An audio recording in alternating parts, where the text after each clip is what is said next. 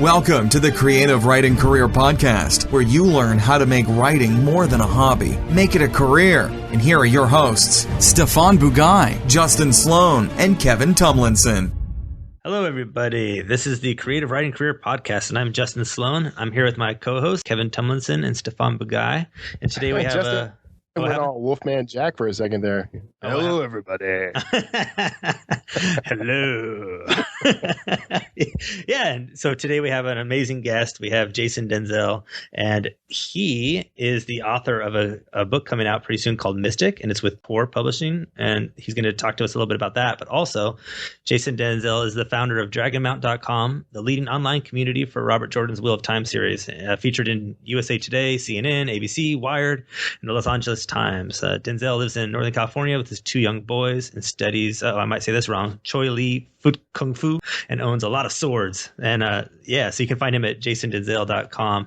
But Jason, you want to say hello and give us a little bit more of your background and how you got into writing in the first place? Hi guys, thanks for having me on. Yeah, I'd be happy to. It's a real pleasure to be on your show today. I've been writing in a lot of different forms since as long as I can remember. I think it all goes back to when I was in like seventh grade. I was clicking away on my parents' typewriter writing Karate Kid fan fiction, and nice. That whole story it dated you in ways I can't even describe. No, maybe it does. And you know what? Sometimes I think back that might have been the high bar, and I just should have just quit while I was ahead, right? But I don't know. I've done short stories. I've done screenplays, and now into novel writing. It's just I love telling stories, and I love taking my time and doing it, I guess. Cool. Has Jaden Smith made it into any of your other novels? Or? Oh man. No, but I think that's dating you there a little bit because I haven't seen that version of the movie. You haven't seen it? It's pretty good. Ralph Macchio? Macchio? Yeah. He was on Entourage a few times, I believe. That's right. Yeah. So, anyway, yeah. So it's been a real journey, and I think that I love that I have learned so much from the difference between novel writing and screenplays and short stories. They all offer a different way of telling stories, and it's been a real journey to do that. That's awesome. And you got involved in the Dragonmount stuff. Did you ever write fan fiction on that as well? No, actually, I never really wrote Wheel of Time fan fiction. So for those who aren't familiar with it, the Dragonmount.com is a fan site for some popular fantasy books by the well-known Robert Jordan. His Wheel of Time series has been popular for 25 years or going on 25 years now. And I started the website when I was in college in like 1998. There you go. There you can date me there.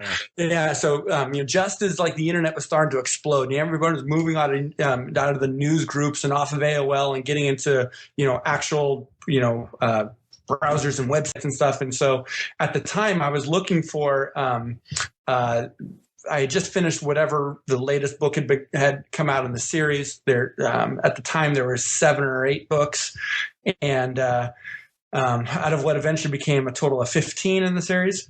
And what I found is that I couldn't find anyone to talk to about it. It's certainly in real life. I mean, I knew a couple of people in real life that knew it, but they weren't as into it as I was. And I had all these theories, and I wanted to talk to people about it because they were so amazing.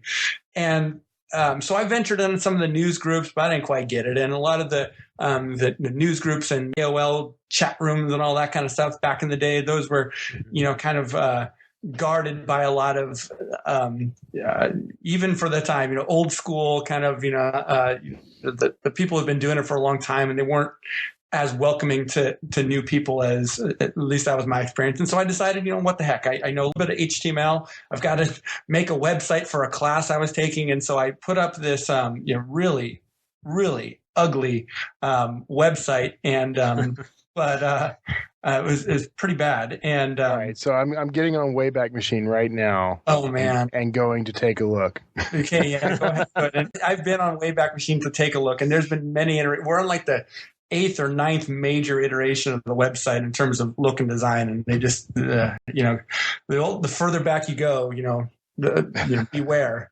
But I think it literally had animated GIFs, like not the kind of animated GIFs we have today, like that are video, but like the spinning logos and oh man. but anyway, what happened is that the site, the angle I took on it is I was trying to foster a community. Really, I just wanted to meet people to talk about the books. And so I invited people to register. And back then, registering, because I didn't know anything about anything with websites, registering was basically emailing me and I'd add you to an Excel sheet, right? Okay. Which that quickly didn't go over because the site just blew up. I mean, for whatever reason, I think it was just the timing. It was the fact that other people were looking for it. The new book had come out and there weren't a lot of websites about it. The publisher didn't have a presence. The author didn't have a web presence. And so it was just, I had a good domain name that was familiar to the series. For the time, it actually was a fairly clean website, compared to a lot of others that were, GeoCities and other things that were out there at the time.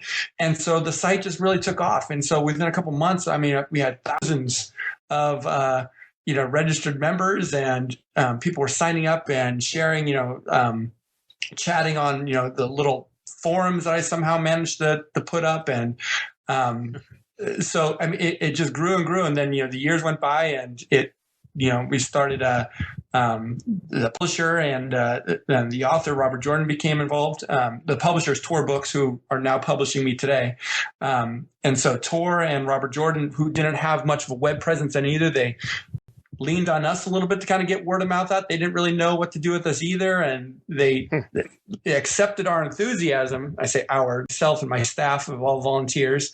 I would go to them and say, "Hey, you've got a new book coming out. How about we do this to promote it?" And they said, "Okay, we've never done that before, but sure, we'll do online interviews. Sure, we'll do things where when Robert Jordan goes on book tour, you can meet with him and in a special kind of way." And so, really, we kind of they hadn't done these things before. A lot of these ideas that we had before, like getting T-shirts or selling these kind of, giving away certain promos for online contests and things like that. It was all new territory for them, and we really were pretty deeply involved in that.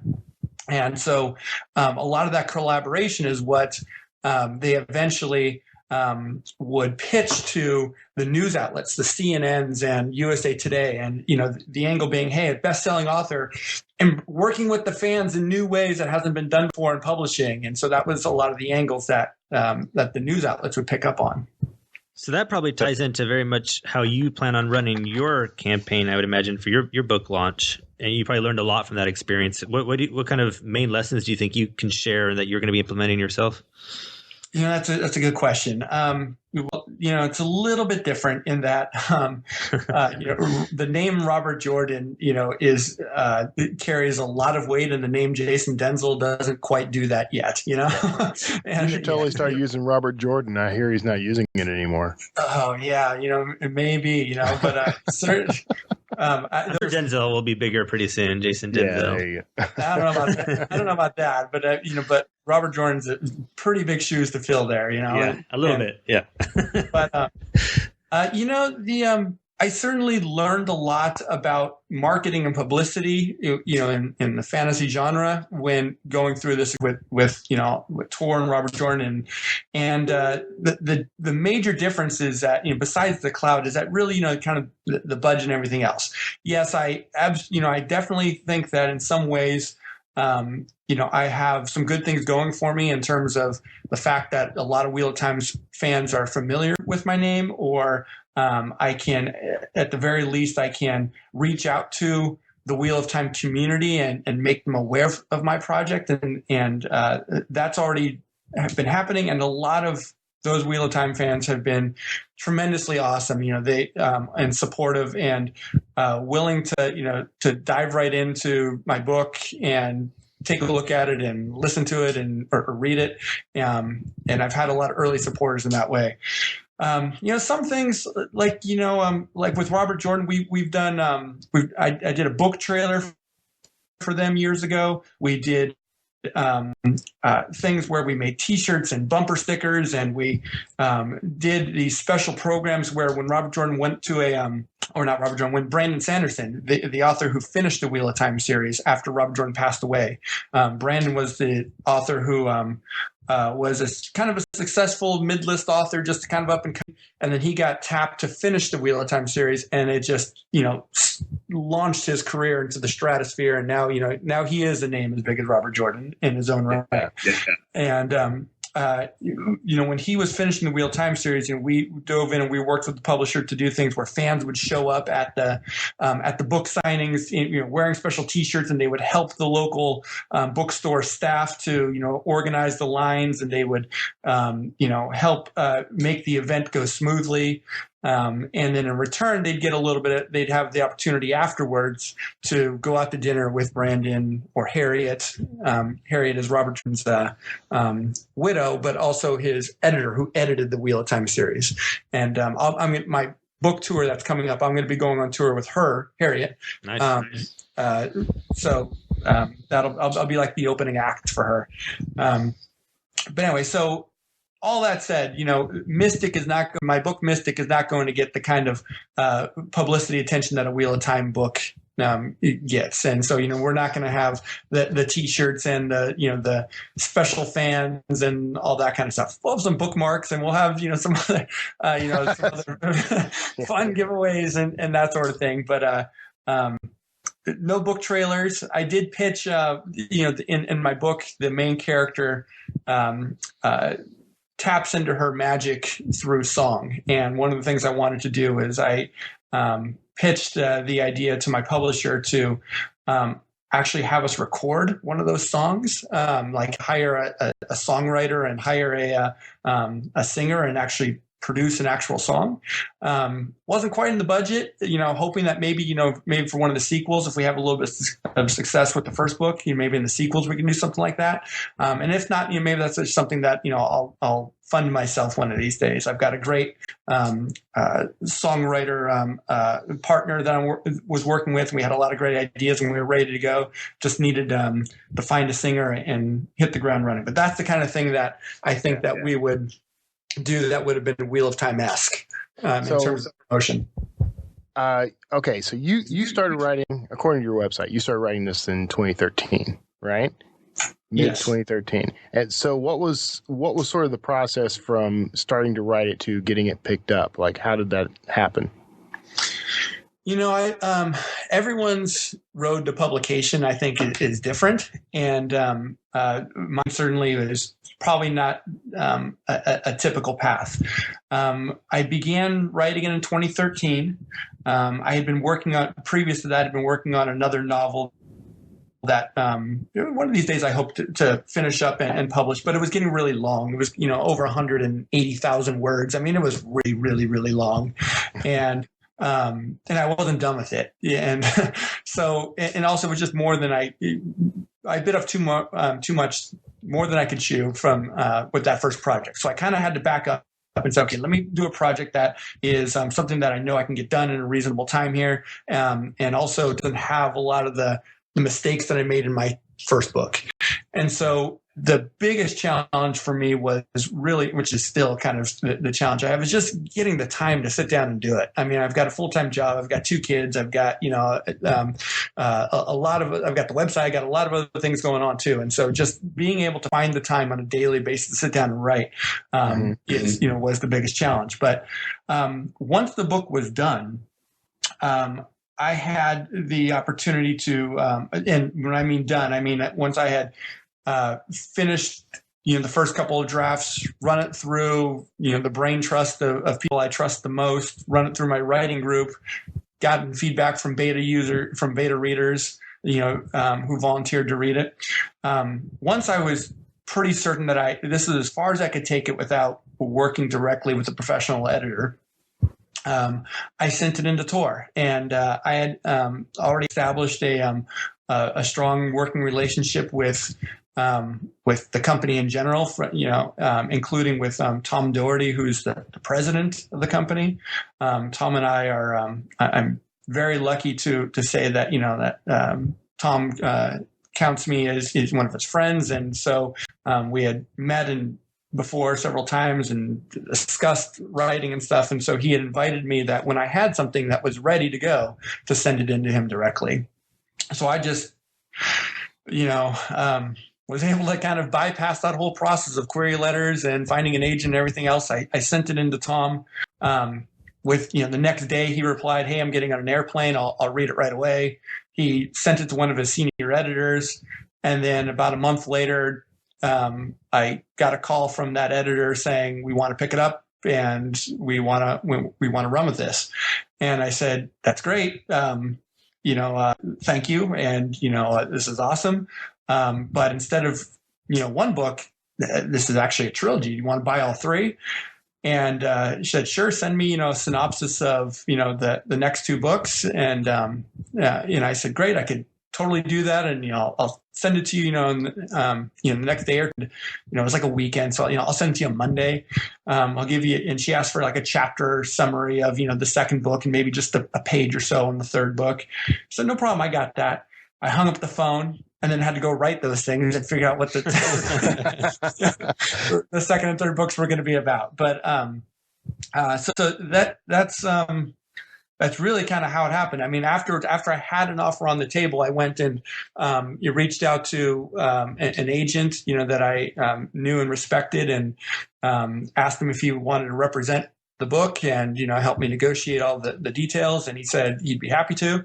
And so that's where we're at, I guess. Fantastic. Do you have all three books written now, or are they still in progress? I have all three books. I've got all three books in my head. I know exactly where it's all going. And that's as good as written. That's as good as written. I wish it was as good as written, right? The second book, I am well into drafting it. I probably will have it done in the next couple months here, and then the third book, I have. I know exactly what's going to happen. I do have that. I have a pretty detailed outline for it. It's funny, on the Google, something showed up on a Google alert or something like that saying, it's one of these shady websites that, says, click here to download, Jason Denzel's book right away, and, view it now. And what's funny is that they said, that they've got books 2 and 3 available for immediate download right now. And I was thinking, well, I should totally sign up for this site, and so I can view these Get books ahead of this game, because that would save me a whole lot of trouble of having to write them if they're already done. Exactly. So, what is your process for writing? Like, you, a lot of people in our community use Scrivener. Do you use Scrivener or something else? Oh yeah, I drink the Scrivener Kool-Aid for sure. Oh, yeah. And it can. I definitely can understand how some people would get either overwhelmed by it or would just fall too deeply in the trap of getting, fiddling with the buttons too long and not writing. However, for myself, Scrivener is, I use the heck out of that thing. And I've got a character profile. I've got, little character profiles for each character in each location. I've got everything hyperlinked between things. I've got, I use the word count like crazy, of course. So yeah, I do use Scrivener. My general process is that, I tend to, I'll have an outline. I've got a lot character notes, and it's a little bit different, of course, from the first book to the second. Because in the first book, you're coming up with the characters for the first time. You're trying to figure out, discover who they are and what their quirks are, and their voice and the locations. In the second book, that a lot of that is all established. A lot of time for my characters, 7 years passes between the first two books. And so, people change a lot in 7 years. So there's some adjustment to get used to, but by and large, it's largely the same. So I just need to kind of continue where I left off. And in terms of the actual process, I tend these days, I've got an amazing writing group. And so what I'll do is I will draft maybe 2 or 3 chapters, and then I'll share those with my writing group. And I'll try to stay a couple chapters ahead of them so that they're giving high level feedback on, where things are going. They know my writing style. They know the story, that I'm trying to tell at this point. So, I'll be sharing chapters with them as I go to get, the initial feedback for them to point out glaring problems that, I may not have seen. And then once I've completed a full draft, then usually I've got a couple people that I go to read the whole thing top to bottom. Mm-hmm. And after I have done so and, and done a revision or two, and then go from there. And then just, the later edition of the draft, the more people I share it with in terms of, beta readers and everything else. And when it's done, I'll ship it on off to my agent and my editor, so that they can rip it apart. What's so that all process? those? Oh, go ahead. No, Go ahead. I was just going to say, how long does that process take you? We talk to a lot of self-published authors who are all like, trying to write books in a month, or some people write these novels in a week. And I think that can be detrimental for, listeners to hear like, oh my God, they're writing it in such a quick time. I got to do that now too. And then that really hurts craft. But I'd love to hear like what your process is like, and with, the amazing writing group that I know you have, what kind of more of a realistic timeline is. Well, I'm still trying to kind of figure that out myself, because for the first book, it took me, it was about 80,000 words, was the first, I think it was the first, fairly short in terms of epic fantasy, but the first book my first draft was about 70,000 words. The final draft that got published was about 80. So I added some, I added a chapter, I added some scenes and some other things. I kind of expanded the characters, but somewhere between 70, 80 is what it was. And it took me, the first book took me 6 months to draft, to do the first draft, and then another 8 months of revisions. Now that also included some holiday, the 8 months, including the holiday where nothing was really happening. I was waiting for feedback from from my brain trust, and I basically gave them a month, and I needed a month off to not think about it and work on something else. But so, but 6 months to do the initial draft, 8 months for overall revisions, and I did have a big revision. I had to go back and change everything. It changed the main character. I had to change something fundamentally about her, and so that required a lot of rewriting. But that was also. So that's 14 months total. But that's not having any deadline. That's working at the pace that I would like to work at. And, where I didn't have anyone to send it. No one was waiting on this book or anything. For my book 2, I basically had a year, that they basically gave me a year to do the whole thing. And so, that is something that the deadlines have been a little bit different, and we're just kind of approaching that time now where that year is up. I'm not going to hit that first deadline, but I've got a lot of personal stuff going on in my life that I don't anticipate happening with all the other projects that I've got going on. But that said, I think it's. I think when I'm working with a deadline and working with and knowing that, hey, I've got a contract for this, and I want to, you want to honor your professional obligations, of course, whatever. Then I find that that 6 months for that initial draft probably wouldn't take as long. I think this first draft that once you kind of filter out the big personal changes in my life that are happening at the time, the first draft doesn't necessarily take that long. It didn't take as long as the first book to write out. And likewise, I think that the revision process, it took me 8 months to do all my editing and get it ready for the publisher. Last time, it's not going to take 8 months. It's going to take significantly shorter than that. It's going to take a couple of months, because I'll at this point have been through it a few times already. I'll have just in general gone through the experience of doing a first draft that's a little bit tighter than than my first draft of my first book the first time. You know what I mean? Mm-hmm. And the other thing is that now I'll have my editor Melissa at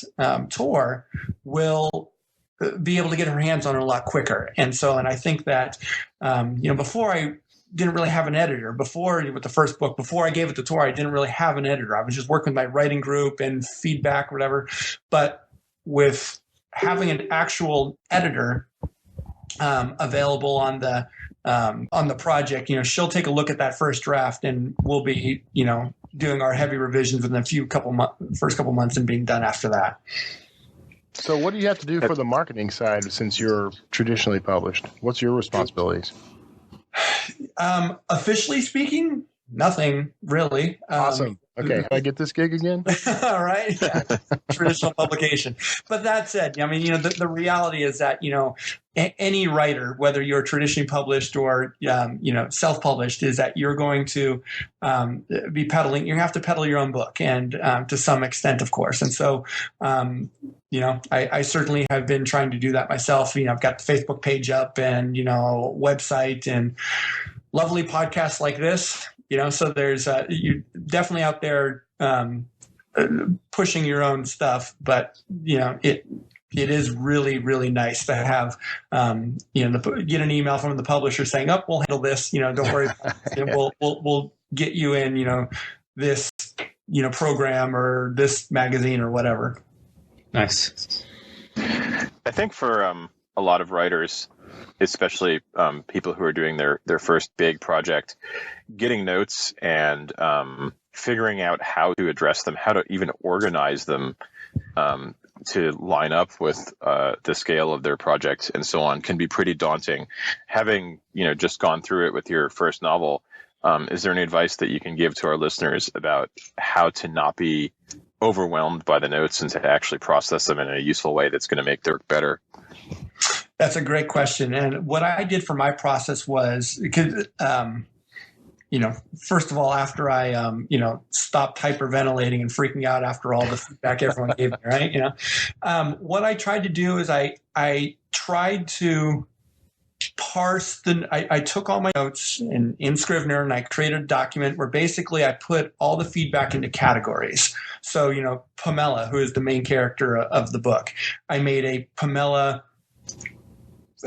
page, and with a list of bullet points of things I needed to work on for Pamela. Then I made one that was for Sam, another secondary, one of the, the other point of view characters. Then I made another, list of bullet points for things like world building, things for plot holes, conflicts that needed to be ramped up, slow parts of the book. So what I did is I tried to, instead of just being overwhelmed by all this feedback and stuff, I tried to categorize it into a checklist. And then what I would do is I started with the biggest, the check boxes, character motivate, Pamela doesn't feel motivated in the middle half of the book or whatever it was. Right. And then what I would do is I would just spend some time on each checkbox and go through the book and just make sure, did I address the note? And, once you get through these are for the big things, for the character motivations or, pacing issues or not enough conflict, things that are pervasive throughout every chapter. And so I do a pass on every chapter. Is it motivated? Is it paced well? And then later, after those big things are done, and of course that's where most of the work is, then you get to the line edits and or prose and language level things, where hey, there's a lot of white room syndrome. It's you got to describe we need more imagery for the environment or whatever it is. For those later things, that happens later on in that process.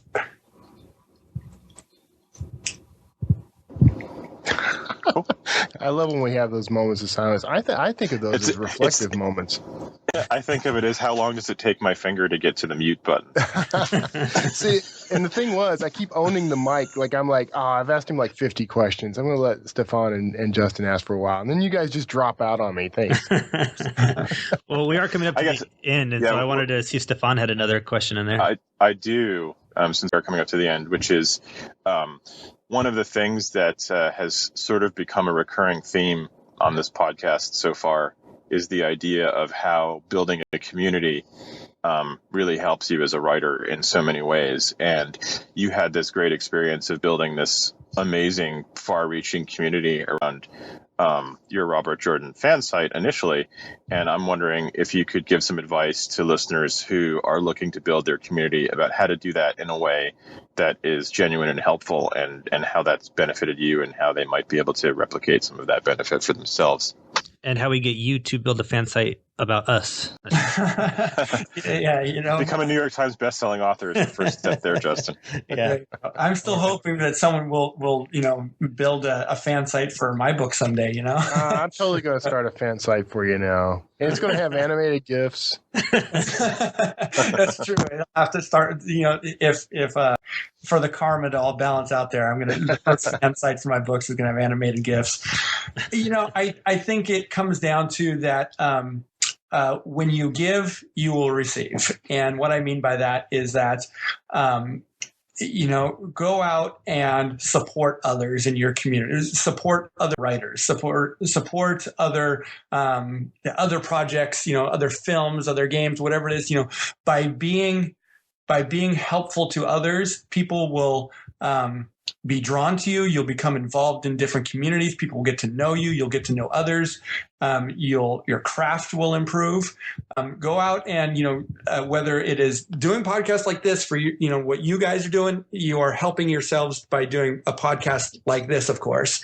And by putting out, the books I know you guys are producing, and, these are wonderful things. But even, besides, beyond you guys, for your other listeners, if you know something about writing, then share it with others, and, get on Twitter and be involved in, the community in whatever way, drop a lot of hashtags, related to writing or the writing process. Go out and advocate for other works that you admire. Sure, create a fan site or a blog or feature, whatever it is, just find something that you are passionate about and share it with others. And you'll find my experience has been certainly, and I have seen it for a lot of other writers, is the more you promote other work, the more you promote the genre and the industry in general, then the more attention it's going to come to you. If you go out and just try to say, buy my book, then, you sound like a salesman, and, there's a lot of noise out there for, buy this, buy that. But I think that if you go out and be an awesome person in general, in the community, that you're going to people will naturally gravitate toward you. They're going to want to know about you and about your work, so let your advocacy for others advertise yourself and your own stuff. Awesome. Sounds like the best advice I've heard in a while. Yeah. And so, Jason, we're coming up to the end here. Like we said, do you have ways for people out there to find you and your work? Yeah, absolutely. Thanks. People can, I suppose, just start with my website, jasondenzel.com. There's links to all my social media on there. I'm on Twitter and Facebook and Instagram, and, people can Twitter, at Jason Denzel. I'm also run the at Dragonmount, the Twitter account, which is, for all things Wheel of Time and Robert Jordan. But, we also riff off of, Brandon Sanderson's work a lot and other tour books. Dragonmount.com is, where you can find the Wheel of Time fan site. So, just any of those places. And there's going to be links to everything after that. There's also up on jasondenzel.com, there's links to a couple free, the first 3 chapters of Mystic. So if you want to read there's only 18 chapters in the book. So, you're looking at 1/6 of the entire book is up there for free for you to read online. And I think that they'll be having some other additional content coming out pretty soon too. Great. And we'll put a lot of those links in the show notes. So we look forward to reading that. And I'll put my prized picture of me and Brandon Sanderson up there too, so people know who he is. The highlight of my life. All right, guys. Well, thank you so much again, Jason. Yeah, thanks, Jason. Yeah, you're welcome. My pleasure. Thank you for having me. Yeah, this has been the Creative Writing Career Podcast. Thank you, listener. And don't forget to go rate us on iTunes. Give us a review so we can actually build a big audience of folks just like you. Oh.